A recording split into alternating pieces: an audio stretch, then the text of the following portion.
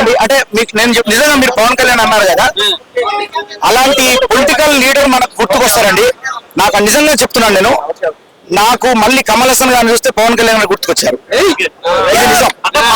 చెప్పడం కాదు, అంటే నాకు అంటే ఆయన భావాలు, ఆయన భావుకత, ఆయనకు ఉన్నటువంటి అంటే అంటే ఎలా ఒక మనిషి ఎలా అంటే ఈ దేశాన్ని ఎలా రక్షించాలి, ప్రజల్ని ఎలా కాపాడుకోవాలనేటువంటి ఆయన సంకల్పం ఈ సినిమాలో కనిపించింది.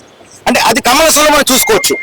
నాకు ఎందుకు అంటే ఇప్పుడు ప్రజెంట్ రాజకీయ నాయకుల్లో మన ఈ మధ్యకాలంలో మీ అందరికి తెలుసు. సో ఇది సినిమా కాబట్టి, ఇది జీవితం కాదు కదా.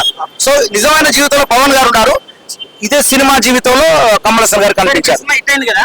సో నెక్స్ట్ గేమ్ చేంజర్ చేస్తారు శంకర్ గారు. ఆ సినిమా కూడా ఎలా ఉండబోతుంది సార్ తెలియదండి, చూస్తే చూసి చెప్పొచ్చు కదా. అది కూడా ఒక అంటే నేను ఎక్స్పెక్ట్ చేస్తున్నాను. శంకర్ గారు ఒక మామూలు ఇదిలో లేరండి, ఊపులో. ఈ సినిమా చూసాక నాకు అర్థమైంది. గేమ్ చేంజర్ వచ్చినా కూడా ఇండస్ట్రీ రికార్డ్ ఏది ఉండవనుకోవచ్చు. నిజంగా అంటే నాకు అనిపించింది ఆయన సినిమాలో ఒక చిన్న పాత్ర చేసిన చాలా అనిపిస్తుంది. అంతటి మహానుభావుడు ఆయన.